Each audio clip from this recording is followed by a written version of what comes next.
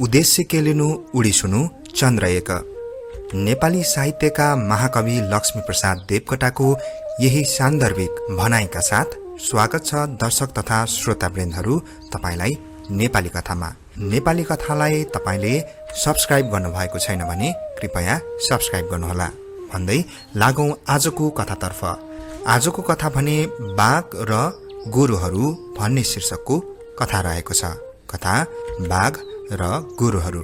तराईको 4 कोसे जंगल नजिकैको एउटा गाउँका एक किसानले 2 हल गोरुहरू पालेका थिए। ती गोरुहरूलाई ती किसानले जोत्ने, गाडा तान्ने जस्ता काममा प्रयोग गर्दथे र फुर्सदको समयमा जंगलतिर नै पठाउँथे। गोरुहरू जंगलमा घाँस पात खाएर फर्कन्थे। समय बित्दै गयो, ग्रीष्म ऋतुको आगमन भयो। किसानको खेत जोत्ने समय आयो भने हरियो घाँस पात क्रमशः कम हुँदै गयो। सधैँझै किसानले ती गोरुहरूलाई जोतेर जंगलमा छोडिदिए। जंगलमा छोडिएका गोरुहरू त्यो साँझ गोठमा फर्किएनन्। कामको चटारो भएको बेलामा गोरुहरू नफर्किएकाले किसान चिन्तामा परे। खोजी गर्दा पनि पाएनन्। उता ती गोरुहरू भने एकीकृत भएर किसानको गोठमा नजाने नै निर्णय गरी जंगलमा नै रमाउन थाले। चढ्न जाँदा पनि सँगै, खोलामा पानी पिउन पनि सँगै र साँझ बास बस्दा पनि ठूलो रुखको छारेमा सँगसँगै बस्न थाले। एक बिना अर्को कोही पनि बाहिर निस्कदैनथे। उनीहरूको एकताले उनीहरू अति नै बलवान र शक्तिशाली भए। स्वतन्त्र रूपमा जंगलमा डुल्नु, पाएको खानु, शारीरिक बोझको काम नगर्नु, पर्याप्त आराम गर्नु आदिले ती गोरुहरू बलिया र हृष्टपुष्ट समेत भए। अझ एकताले गर्दा उनीहरू सुरक्षित समेत थिए। एक दिन जंगलको राजा बाघले ती गोरुहरू चरिरहेको देख्यो र एउटालाई त झम्टिहाल्यो। बाँकी 3वटा मिलेर बाघलाई आक्रमण गरे र आफ्नो साथीलाई बचाए। बाघ नराम्रोसँग पराजित भयो र गोरुको सिङको हनाइले बाघलाई नराम्रो चोट समेत लागि घाइते भयो। प्रति आक्रमणमा गोरुहरू पनि केही घाइते त भए, तर पनि जित भने गोरुहरूकै भयो। जाबो गोरुसँगको लडाई हार्नु परेकोले बाघ अति नै लज्जित भयो भने भित्रभित्रै असाध्यै क्रुद्ध भयो। ती गोरुहरूलाई जसरी भए पनि आक्रमण गरी मार्ने सुरमा बाघ लाग्यो, किनकि ती गोरुहरू मोटा बलिया पनि थिए। समय बित्दै गयो। बाघको चोट पनि क्रमशः बिसेक हुँदै गयो। त्यस्तैमा बाघले एउटा स्यालसँग मित्रता गाँस्यो। स्यालको मुख्य काम चाहिँ ती गोरुहरूमा एक आपसमा शंका उपशंका उब्जाइ छुट्याउनु थियो। प्रलोभनमा पार्नु उसको धुर्त्याइ थियो। केही समयपछि ग्रीष्म ऋतुको आगमन भयो। घाँसपात क्रमशः कम हुँदै गयो।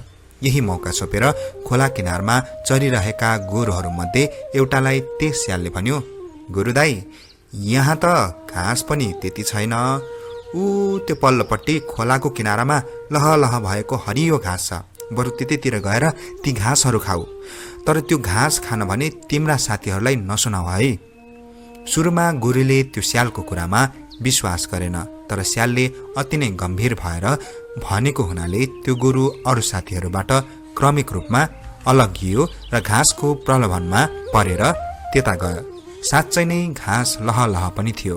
गोरु घाँस खाएर फर्कन्थ्यो भने अरू साथीहरूलाई त्यसको बारेमा केही बताउँदैन थियो। गोरुलाई समूहबाट छुट्याउन सकेको हुँदा स्याल खुसी थियो भने बाघ असाध्यै रमाइरहेको थियो। केही दिन त बाघले केही पनि गरेन, तर एक दिन त्यस गोरुलाई झम्ट्यो र निमेष भरमा नै मारिहाल्यो।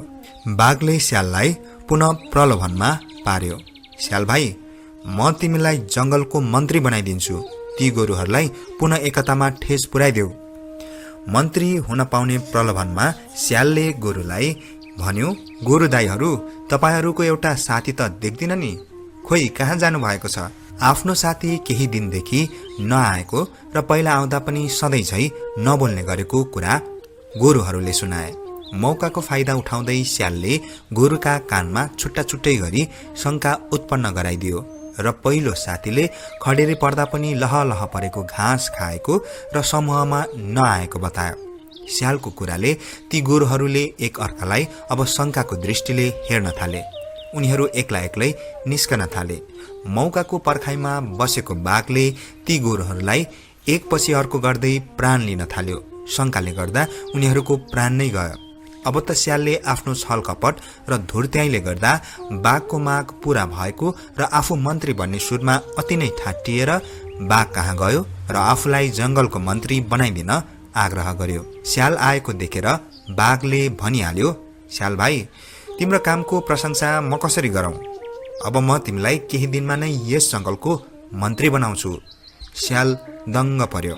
बाघले भन्यो, तिमीलाई मन्त्री बनाएपछि तिमी जंगलको राजाका लागि के गर्न सक्छौ? योजना बनाएर भोलि मलाई भेट्न आऊ अनि तिमीलाई मन्त्री बनाउँछु।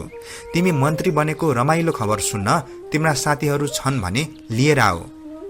हस सरकार भन्दै अति हँसिलो मुद्रामा स्याल घरतिर फर्कियो।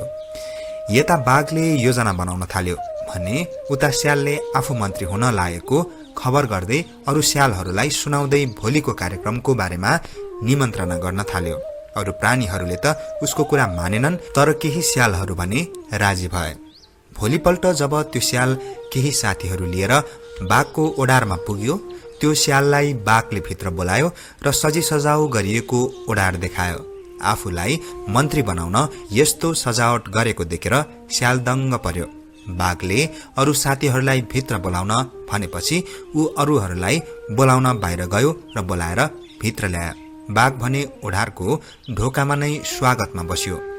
सबै स्यालहरू भित्र आइसकेपछि बाघले ओढारको ढोका बन्द गर्यो। त्यसपछि ती सबै स्यालहरूलाई क्रमिक रूपमा मार्दै गयो र खाँदै गयो। यसरी बाघले ती गोरुहरू र स्यालहरूको प्राण लियो। यस कथाबाट हामीले एकतामा नै ठूलो बल हुन्छ भन्ने शिक्षा लिन सक्छौं। त्यसैगरी अरूको कुभलो चिताउनेहरूको कहिल्यै विश्वास गर्नु हुँदैन भन्ने पनि शिक्षा लिन सक्छौं। दर्शक तथा श्रोतावृन्दहरू, तपाईले पनि यस कथाबाट पक्कै पनि आफ्नै ढंगले केही न केही शिक्षा लिएको हुनुपर्छ भन्ने मलाई लाग्छ। आजको लागि कथा यति नै। अब लागौं गाउँ खाने कथातर्फ। हिजो मैले सोधेको गाउँ खाने कथा रहेको थियो अँध्यारो कुनामा काली बुढी के हो, र यसको सही उत्तर रहेको छ हाँडी।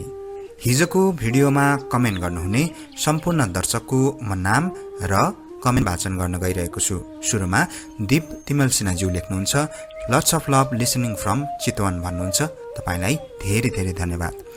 मायाश्रीज्यू लेख्नुहुन्छ, जोजोलप्पा मतिना लुमन्ती आदरणीय जमिन सरको हरेक कथाहरूबाट हामीले मनोरञ्जनको साथमा जिन्दगीको लागि चाहिने अति नै अमूल्य ज्ञानका कुराहरू प्राप्त गर्न सक्यौं।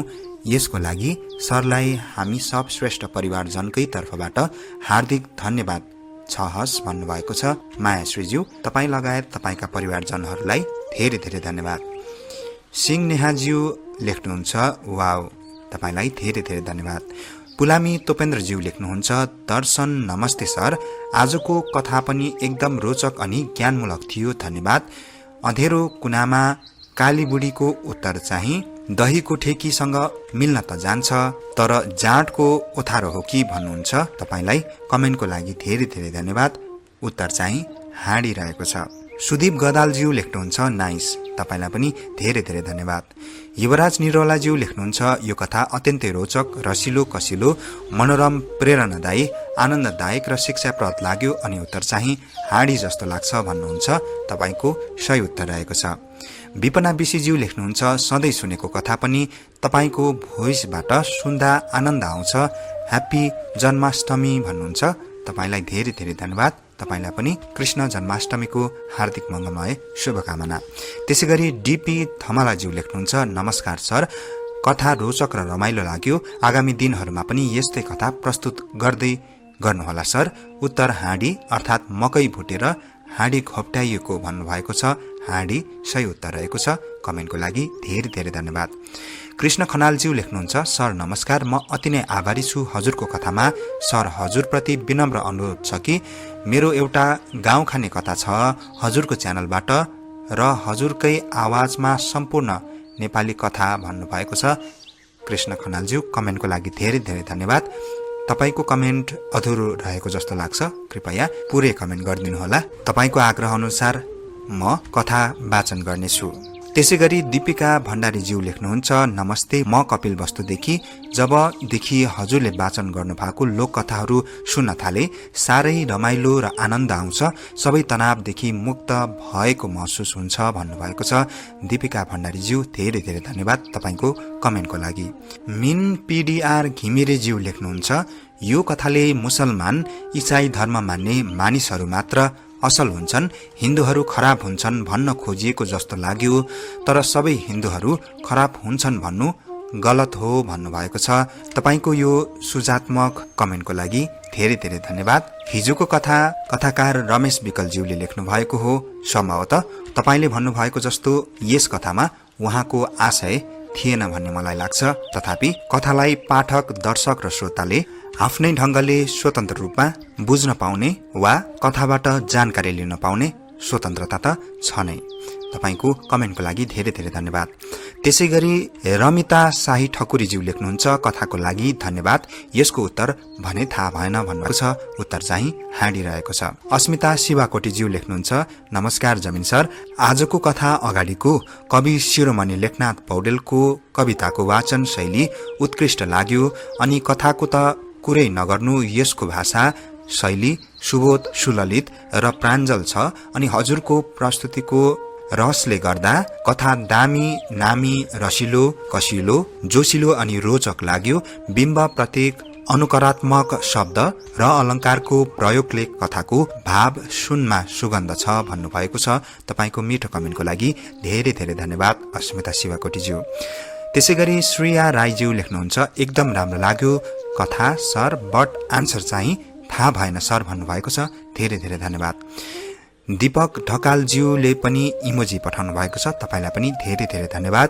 अविनाश एभानिस कार्कीज्यू, सायद तपाईको नाम वाचन शुद्ध नै भयो होला, उहाँले पनि मलाई तपाईको कथा धेरै राम्रो रोचक लाग्छ, म जहिले तपाईको कथा राति सुन्छु र आनन्द लाग्छ, मलाई कमेन्ट गर्छु भन्न लाग्छ, तर म निन्द्राले निदाइहाल्छु, आजको आन्सर मलाई थाहा भएन, तपाईँ नै भनिदिनु होला, थ्याङ्क यू भन्नुभएको छ। तपाईलाई धेरै धेरै धन्यवाद।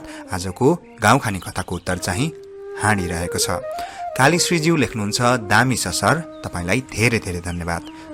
तोपेन्द्र शर्मा TSJRRज्यू लेख्नुहुन्छ, कथा एकदमै राम्रो लाग्यो दादा, एन्सर चाहिँ टावा हो कि भन्नुहुन्छ, तपाईको कमेन्टको लागि धेरै धेरै धन्यवाद।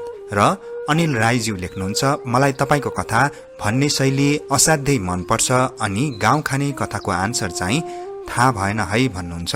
अनिल राईज्यू धेरै धेरै धन्यवाद। हिजोको कथामा कमेन्ट गर्नुहुने, त्यसै गरी भिडियो हेरिदिनुहुने र लाइक र सेयर गरिदिनुहुने सम्पूर्ण दर्शक तथा श्रोतावृन्दहरूलाई धेरै धेरै धन्यवाद। अब लागौं आजको गाउँ खाने कथातर्फ।